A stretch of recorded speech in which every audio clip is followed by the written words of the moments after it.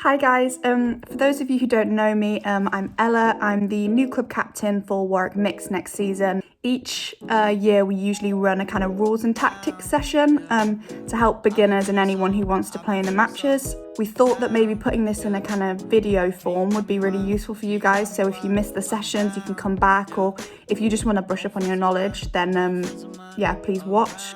I'll also leave any of my contact details down below, so if you have any questions, please ask me. I hope I'm making sense, but I don't know. I'm gonna do a kind of mini-series for these videos, so hopefully they can stay quite short and not really long, boring videos.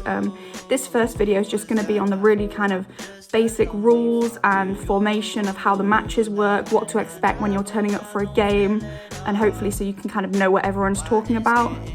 So point number one is just more about the structure and the layout. The format of a mixed hockey game is 2 teams, 11 players on each team. Within those 11 players, there has to be 5 girls on the pitch, and 5 boys and a keeper. The keeper can be a girl or a boy. The games run 2 35-minute halves, and then you've got a half time in the middle where you can get your drink, have a team talk. When we play as Warwick Mixed, we play in red unless we play in our away kit, which is black. You'll be told that before a match, so don't worry, there'll be kit and stuff. So point number 2 is about fouls, which is when the umpire will blow the whistle, stop the game, and basically pick you up for something that you've done wrong. The most kind of common things that you'll be picked up about in a game is using your feet. You're not allowed to kick the ball in hockey. Going in for a stick tackle, which is when you tackle someone and you go in for their stick, not the ball. And then probably the most common one is using the back of your stick, which, one sec, I've got my stick, well, my old stick. In hockey, you're only allowed to use this flat side of your stick. You can't use the back of your stick, which is the curved side. So if you use that in a game, hopefully the umpire will see and they'll probably blow you up for it. So point number 3 is free hits. When a foul's happened, if you've committed a foul, the ball goes to the other team and then they take a free hit from wherever the foul happened. The foul will be given for any of the reasons I've explained above. When someone's taking a free hit, you'll often hear people screaming like, "Watch your 5s, make sure you're 5." That is just because when someone takes a free hit, you need to be 5 yards away from them. You can't stand right next to them when they're taking the ball. Yeah, that's why you'll probably hear everyone shouting it. Similarly, when we do sidelines, which is when the ball goes off the side, whoever's taking the ball, the other players need to be 5 yards away again. Point number 4 is cards. Some of us get these quite a bit, some of us don't, but you should probably know what they mean and what the consequences are for each, how you'll get them on the pitch. So I'll just briefly go through them now. So the first card that you can get is a green card. This involves a 2-minute suspension from the game, so you have to go off, stand on the sideline for 2 minutes.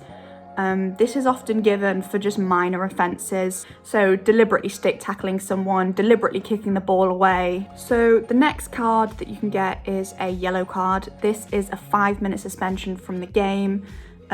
These are given for slightly more dangerous offences, so dangerously tackling someone, dangerously lifting the ball into them. You can be given a yellow card if you get 2 green cards. So once you get a second green card, it's essentially a yellow and you'll be sent off for 5 minutes. You can get multiple yellow cards if they're for different things.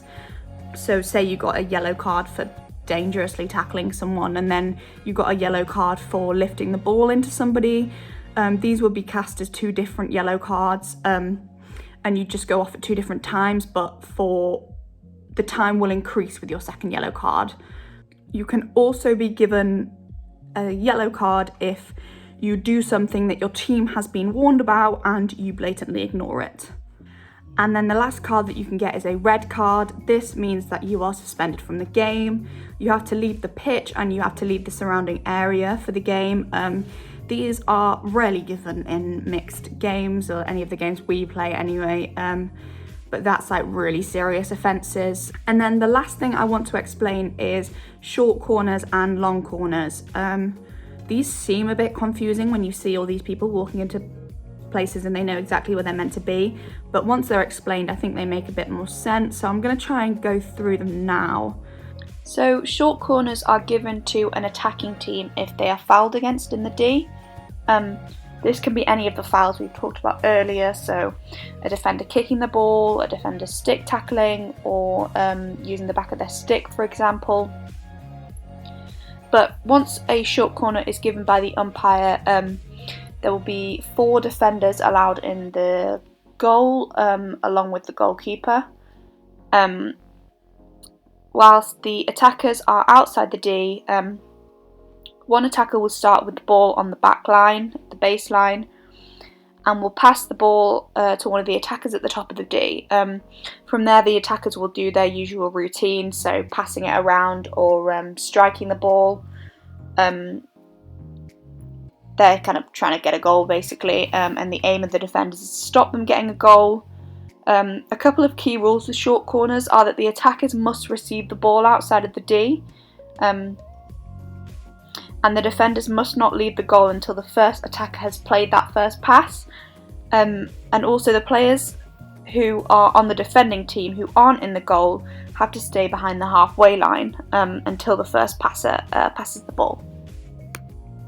So finally, long corners. That's the diagram I'm drawing here. Long corners are given when the ball comes off a defender's stick and it goes off the back line. The attacking team is given the ball for a free hit on the 23 line, just where I've drawn that blue player.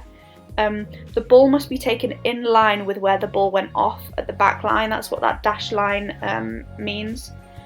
A key rule about long corners is that the attacking team cannot pass the ball straight into the D. It must travel 5 yards, so that can be dribbled, passed, and also, like any other free hit, the other players must be 5 yards away. I'm just drawing some passing options there, I think. Sorry, the lighting and stuff has probably changed now, but I had a meeting with Billy and it was my brother who ordered pizza to the house, so I obviously went downstairs and tried to steal some. But yeah, that's basically it for this video. Just a run through of the basics, what to expect when you turn up for a game, how the rules work. So I really hope it was useful. If you have any questions, please ask me. I'll be more than happy to explain. The next video I'll do is kind of more tactics based, so things like how we run the press, what type of things each position has to do on the pitch. Yeah, so thanks for the rules, what to kind of expect when you're turning up for a game when you're playing for mixed. Who's ordered Domino's to my house?